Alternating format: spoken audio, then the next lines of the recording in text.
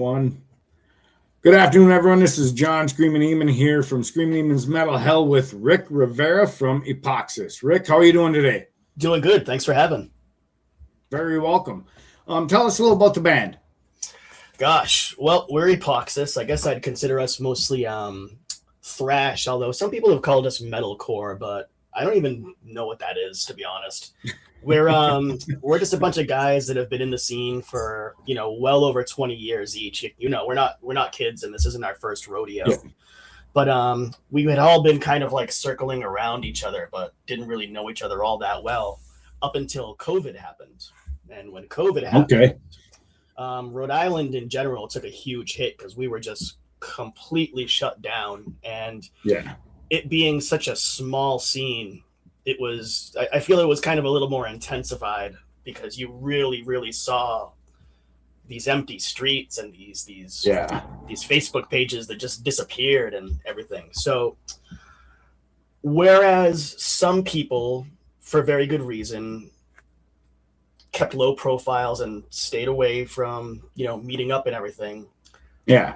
The members of these different bands that eventually became Epochsis, we were actually, coincidentally enough, we were all essential workers. So we had a unique experience personally with the whole lockdowns in that we didn't have that level of fear about it as long as others did, because we were out and about and socializing to a certain extent more than somebody who decided it'd be in their best interest to stay away and, secluded for that time. So really, we decided very early on to get together and jam during the lockdowns in private. We didn't host like huge gatherings or anything, but we definitely kind of snuck around and got some jamming in.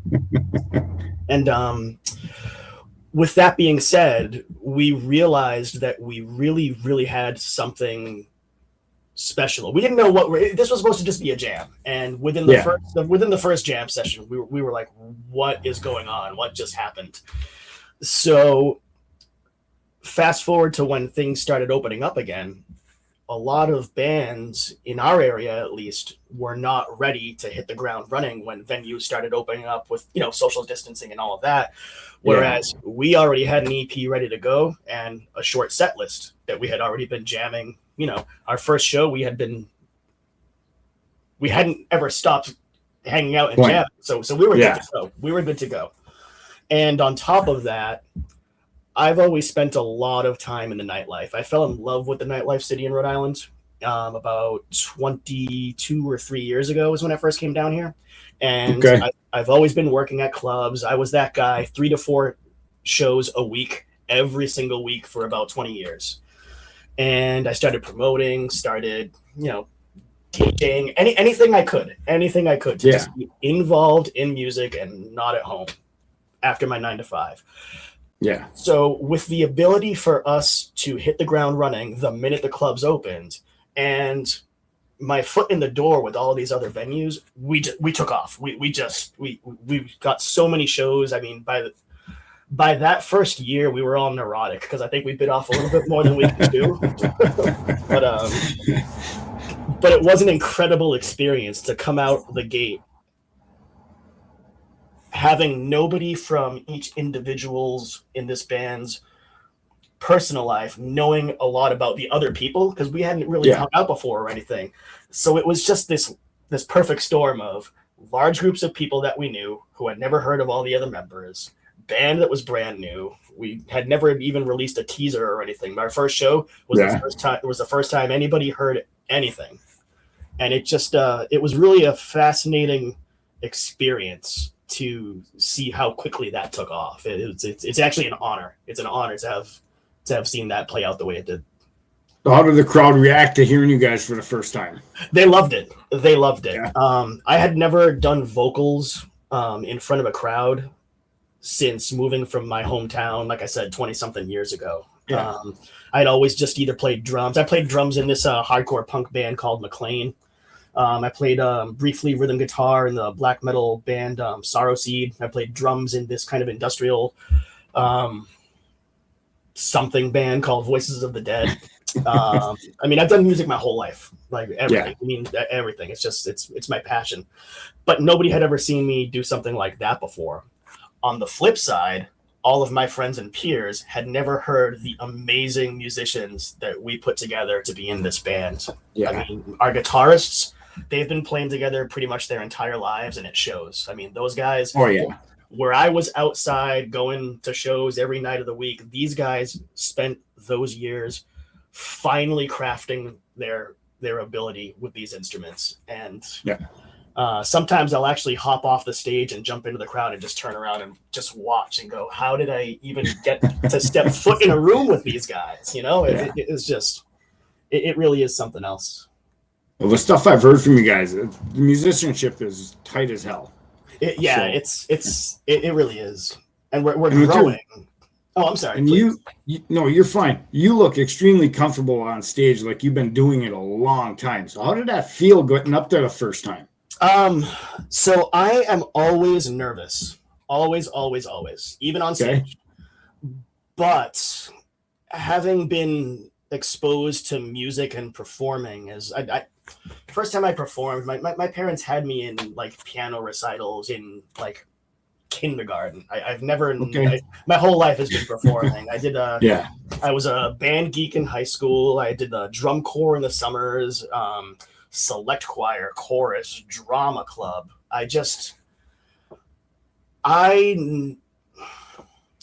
I'm always nervous. That has never gone away. I've just learned how to put that down and go, okay, you're working right now. You know, freak out before and after the gig, but not when you got a job to do.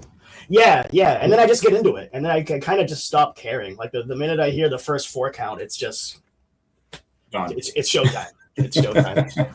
I hear you. So talk about your EP a little bit. Okay, so that was a Fetus Morbus. It's Latin for faith disease. That was a time where we needed to do something because we did spend about 3.5 years just playing out. We really weren't putting anything out new. Tom and Shred, the 2 guitarists, having been playing together as long as they have, a lot of these songs that were on that were older songs, especially we have a first EP too that we actually just took down because we really want to push this new one, and I have an announcement to make about something else that I was saving just for this. All right, sweet.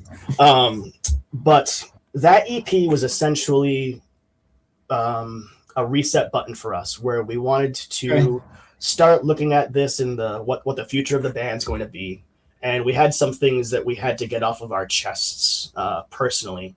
I went through a couple certain things in my personal life that I don't really talk too much about. Nothing bad. Just it wasn't all sunshine and happiness at that point.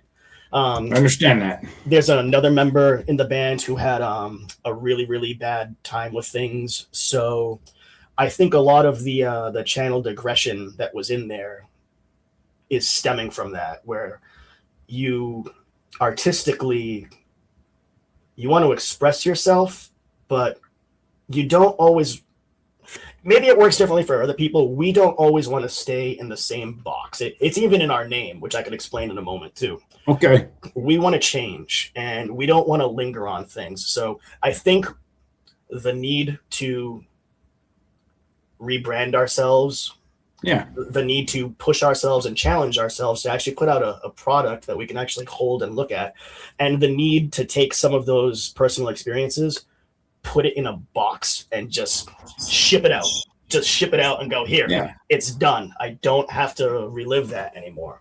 So that's what a lot of that was. And there's going to be a little bit of that coming up, which is what I'm going to say now. We're working on new material, and it's looking like it's going to be another EP. We weren't going to do it. We almost killed ourselves putting this last one out, but we're hearing the new stuff that we're actually working on, and it's so different from the previous stuff. Circling back to the name, which I'll get in a second. It's so different that it kind of needs to happen, and we have the best lineup we've ever had right now. So we want to make sure that it gets captured. The band name Epochsis, I took the word epoch moment in history, the moment in history that once you get past it, you can't revert back to a previous version of it. So like the invention of the printing press, or the Industrial Revolution, the Renaissance, you can't revert back. COVID even, which spawned us. Which spawned us. And then I took the suffix, I used that as the prefix, the suffix SIS, a constant state of. So a constant state of always changing to a point where you can't revert back to. That's what the name means to me, anyways. Okay. But yeah, deep as hell. We do a lot of. Thank you. We do a lot of thinking. This is not a lyrically. My songs are about things. They're, and I'm only comparing. I'm not even comparing. I'm just speaking from my experience as an artist. Yeah.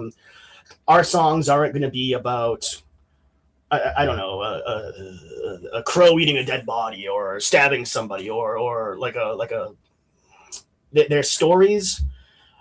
They're about things that I see, and I want to make light of those things that I see and make people think about them. We don't want to tell people what to think. We just want to tell people to think. I hear you. Understand. So it's got to be very therapeutic, the whole writing process for you guys then, right? It is. Usually the guitar virtuosos crank it out. It goes over to drums. Lyrics are always last. I take a long time writing. So that helps me. So usually a lot of times we'll actually just go into a room after the band has the parts down, and they'll just play the whole song, and I'll just start like screaming if it sounds like it needs screams, or singing. I'm actually going to be doing a lot more clean vocals in the future. That's okay. I got too comfortable with the screaming thing, and we always want to challenge ourselves. Yeah. And I feel wicked uncomfortable using clean vocals. So I want to push myself to do that. I'm like, that's the thing I got to challenge myself to do now. But yeah, so we'll just go into a room and I'll just start making sounds and vowels and consonants and not even actually have words. And then after doing that so many times, some words will actually start to form because it sounds right. And then I start thinking to myself, well, what do those words mean to me? And then once I eventually have this aha moment, that's when the actual writing process starts. That part's easy for me. It's just the getting to what the song is going to be about part that has to kind of live in my head a little while longer than the actual writing the finished product goes. I gotcha. Well, so to go along with the whole therapeutic part, where do you take most of your inspiration for writing lyrics? Okay, I'm a complete bibliophile. I'm addicted to books. Like there isn't a room in this house that doesn't have like a lot of books in it. I read a lot of nonfiction, a lot of poetry. I just started reading fiction again, maybe like the last 5 years, maybe longer. But it hasn't been that long. But a lot of my lyrics, we have this song called Golgotha, which we've been playing out we've been playing it out a long time now, but we're going to be releasing it. That song is kind of like, this is going to sound, I'm embarrassed if it sounds heavy-handed, but this is how these songs go. It's a song about guilt and about carrying the burden of memories of things that you maybe could have done differently to people that you care about. And the narrative is very loosely based on the experience of Christ going up to the mountain of Golgotha to be crucified.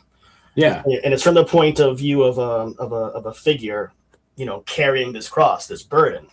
And so I wrote it almost like a psalm, like, PSALM, I think it's like a psalm from the Bible. So it's written in meter like that. It's using antiquated language, similar to how you'd see in like the King James version of the Bible, I think it is. Okay. We have another song that's it was actually the song that really got us together. It's on the EP, Fetus Mortis. It's probably our most popular song. It's I forgot the name. I've had too much coffee and now I'm getting like always nervous, just always hiding it. It's all right. My God. What the heck is that song called? We Down of the played Pep. so much. APEP, in the shadow of APEP, Yep. in the shadow. In the of shadow of APEP. Apep. Sorry. Yep. Yeah. That one's That about. that's phenomenal. That track is mind blowing. That song just I get chills just the fact that I was able to be a part of that is just I'll never not be grateful for being in this project. That was the first song that I heard. Actually, there was a member in the band that he decided to remove himself before we actually hit the ground running, but he's actually responsible for me even being in this band. We were in this other band together. And that one didn't pan out, but he played me the demo version of what became In the Shadow of APEP. And I was just like, put me in the room with these guys. You got to put me in the room with these guys. And we did. And we worked out. He's no longer with them. I think that kind of strained our friendship, but you know who you are. And if you're listening, I'll always be grateful to you. And there's a message for you in the liner notes of REP, dude. Thank you, Matt. Where was I going with that? Shadow of APEP. That's written. Yeah. I'm a huge fan of Friedrich Nietzsche. I'm a huge fan of philosophy. So, so that whole song is kind of about the end of the world and how it's our fault. You know, like I said, COVID. I literally wrote those lyrics during COVID. But there's this part in that song where I'm essentially writing in the style that Nietzsche does. So a lot of songs have I don't have one inspiration. I kind of. Once I have that melody in my head and I realize what I'm going to do with that song, I already realize what style it's going to be in. We have that song, Rise Up and Hail. That's totally based off of how I would imagine writing like Russian or German propaganda would be. Just okay. It's like a rally cry. It's, you know, yeah. It's there's a lot of encouragement for the audience to go back and forth with the vocals. It's kind of like when you're raising your hands to a crowd and going, you know, there's a psychological element to that I wanted to put into that one. We have that song Dead Eyes Watching a Blue Screen. I couldn't stop thinking of the band Ministry at that point during like the maybe the mind is a terrible thing to taste era. So I wanted something that kind of sounded like that. So that's how those lyrics went. Yeah, I've never quite been able to self-analyze like any common factors in any of these songs. I mean, I know that I just kind of grab a bunch of books and go, okay, which one does this song kind of sound like? And then I kind of just try and live in that pocket during that writing process. Well, that shows the growth too, and that you're not wanting to sit still and be idle and just keep expanding. Yeah, absolutely. Yeah, yep. It's a journey. I don't think we're ever going to have a moment in this band where that's it. That's the stop. That's the spot. It's always just going to be. All right, what next? You know. Yeah. So speaking of what next. Shows. Any shows coming up? Yeah, we're actually playing platforms in Providence, Rhode Island tomorrow. It's Amber from Vague Perception. They're like this. Those guys are like my heroes. It's just this awesome punk band. They've been playing probably. If I'm wrong, I apologize. But I think you guys have been playing like 30 something years or something. It's just incredible. Whenever we're lucky enough right now that we don't have to book our own shows very often anymore. We get a lot of offers. There's some great promoters in Rhode Island that are doing some awesome things right now. And we're very blessed to have access to those people. I used to love booking my own shows. If I could never book a show on my own again, I'd probably be happy. It's too much stress. It's too much stress. But yeah, one of the few shows that I did book, I would always book Vague Perception as like a gift to myself. It's like if I'm gonna stress out so bad about this for 6 months, I'm gonna treat myself to a band that I like, so I can just sit there and watch them. And it's really cool that they're having the tables have turned and now they're offering us a show. But yeah, so shout out to Vague Perception. That's gonna be a good one. We're also playing with another band that I'm a big fan of is Murder Ride. They're playing that same show tomorrow. They're kind of like not so much Gigi Allen, but like think like the Murder Junkies, like that sort of thing. Okay. Yeah, they're totally like the Murder Junkies. I love that stuff. After that, we get to see how unprepared for this part of this I was, because I don't know the actual other dates. But yeah, we're playing up in Taunton at this this new arcade. I don't know the name of it. I'll put it in the comments down here afterwards. I'm embarrassed, but oh, don't be. Yeah. After that, I know we got a pub on Park. We Providence is, and like the outskirts of it are kind of our home turf. But we usually do New Hampshire. We haven't done Vermont, New York, Connecticut. You know, most of New England and like its and its neighboring states. Well, but yeah. So, what are your goals? So, say 10 years from now, people say the name Epochsis. What do you want them to say about the band? That we definitely stand out artistically,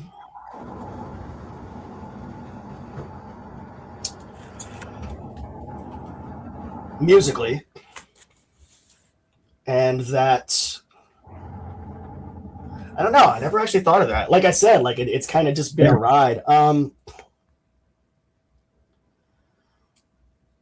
I just want the integrity of the music itself and the artistry to be respected. We put everything we have into that. You know, I do all the artwork for the band. I do. I was doing everything for the band, but I almost drove myself insane doing that too. And we have our drummer Pete DeVincent. He has been such a breath of fresh air because he saw the stuff that I was having a hard time with, and he was just like, I will do the boring stuff. You draw your pictures and make your weird screaming sounds. And he just lets me be me now, and I don't have to worry about a lot of the behind the scenes stuff. And I'm really grateful for that. So because of that, and because now I'm able to just focus on, the imagery of the band, the videos. I like to think that a lot of like the hype videos and just little things that I do have this like cohesive energy and theme to them. Yeah. Like a brand, I hope that the integrity of that is what people notice. Cause I think it's my favorite thing to do. And I think it's what I'm most proud of. So I think that's what I'd like to see. I'd like people to remember how incredible the musicians are that are currently in this band and the ones that have been in it previously too. Yeah. We got some family guys in the band, so I don't think a world tour is ever going to happen or anything. I've lived my life in a way so that essentially the nightlife is my child. It is my family. I don't think that's fair to expect everybody else to do that. So, understandable. So we're not so much focused on, having a huge Spotify list or anything like that, because realistically there's not so much of a need for us to. We just want to see how much of ourselves we can put into this thing and how much feedback we can get from people. Because that's kind of like the exchange, is you put all this energy into something, and then the energy you get back from them, it becomes this back and forth, and that kind of self-perpetuates you to keep moving forward. And that's it, really. We don't need much. We don't need much at all. Yeah. Well, upon closing, do you have a message for your fans? Thank you guys so much, because holy crap. I thought one show was going to be it. And, here we are over 5 years later. And also, can't wait for you guys to hear the new stuff, because it's unbelievable. I'll be looking forward to it. So yeah, I've loved what I've heard so far from you guys. Well, I really appreciate that. That means a lot. So Rick, it's been my pleasure having you. Thank you so much for having. Keep thrashing. Yeah, you too, man. And we'll be in touch. I look forward to it. Take care. All right. Have a good day. You too. Bye, everyone. Bye.